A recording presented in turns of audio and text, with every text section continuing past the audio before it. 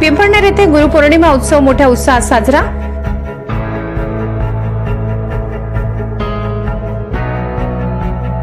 पिंपळनेर येथील श्री ओम दादाजी दरबार येथे 14वा गुरुपौर्णिमा महोत्सव मोठ्या उत्साहात संपन्न झाला। परमपूज्य आद्य परम सद्गुरू श्री स्वामी शिवानंद दादाजींच्या पाद्यपूजनाने या सोहळ्याची सुरुवात झाली। या महोत्सवासाठी महाराष्ट्रातून हजारो भाविक उपस्थित होते, ज्यात पुणे आणि अहिल्यानगरसह अहमदनगर इतर ठिकाणाहून आलेल्या भक्तांचा समावेश होता। ओम दादाजी परिवाराच्या वतीने परमपूज्य माऊली माताजी आणि धनंजय सरकार यांच्या मार्गदर्शनाखाली हा सोहळा आयोजित करण्यात आला होता।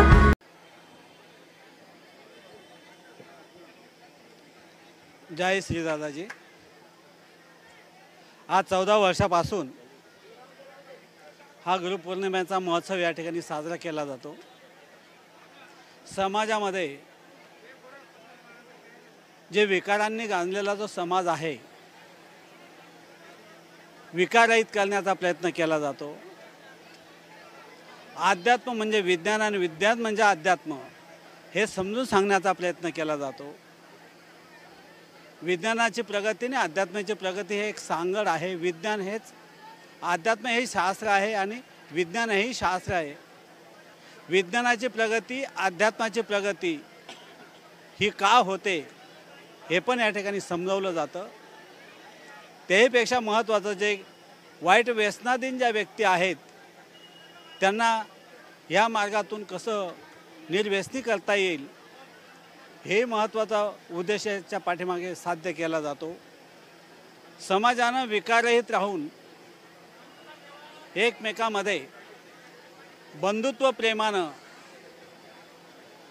मानवतेनं प्रेमानं एकमेकाशी कसं राहता येईल हे शिकवलं जातं आणि समाज बांधिलकी कशी राहील, समाजातले विकार जाऊन एकमेकाचा कल्याणासाठी मानव कसा झटल, दैवी आदिभौतिक आणि भौतिक या दोघं गोष्टी या जीवनाला कशा आवश्यक आहेत हे समजवलं जातं।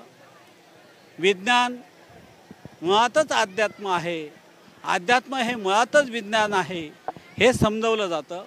हा महत्त्वाचा प्रॉब्लेम जो समाजामध्ये जे काही दुराग्रह वगैरे असतात ते कसं जाऊन एकोपा कसा निर्माण होईल, सामाजिक कसं निर्माण होईल आणि समाज कसा घडल या गोष्टीकडे दृष्टिक्षेप ठेवून अध्यात्माच्या आम्ही वाटचाल करण्याचा प्रयत्न करतो। हा महत्त्वाचा भाग आहे। जय श्री दादाजी। आज आम्हाला परिपूर्ण 14 वर्ष पूर्ण झालेले आहेत आणि याच्या पुढे हा सोहळा आमचा चालू राहील। जय श्री दादा।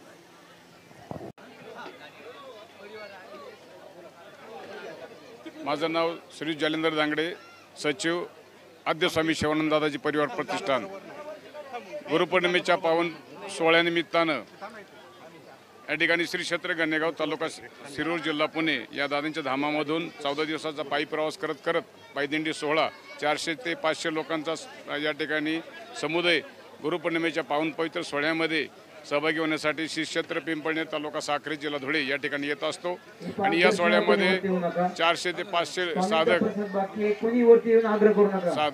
या ठिकाणी या सोहळ्यामध्ये सहभागी होतात आणि गुरुपौर्णिमेच्या निमित्तानं पिंपळनेर नगरीमध्ये भव्य दिव्य कार्यक्रम त्या ठिकाणी आयोजित केला जातो आणि सर्व या निमित्तानं आद्य परम सद्गुरू स्वामी शिवानंद दादाजी यांचं कृपा आशीर्वाद तसंच त्यांचे या ठिकाणी अनमोल असं ज्ञानदान आम्ही ग्रहण करतो आणि हा सोहळा गेल्या 14 ते 15 वर्षापासून अविरतपणे चालू आहे आणि स्वामी शिवानंद दादाजींनी या ठिकाणी कुंडलिनीचं ज्ञान, सप्तचक्र छेदन, आत्मसाक्षात्कार आणि त्या ठिकाणी दिव्य दृष्टी, तिसरं नेत्र जागृती अशा प्रकारचे देदीप्यमान अनुभव आम्हा भक्तांना आहेत हेच या ठिकाणी सांगू इच्छितो आणि हा संप्रदाय दादाजी संप्रदाय याचे रोप त्या ठिकाणी या साक्री तालुक्यामध्ये पिंपळनेर गावामध्ये स्वामी शिवानंद दादांनी लावलं आणि त्याचं या ठिकाणी महावृक्ष संपूर्ण महाराष्ट्र नवे संपूर्ण भारत नवे विश्वामध्ये या ठिकाणी याचा या ठिकाणी महावृक्ष बनलेला आहे।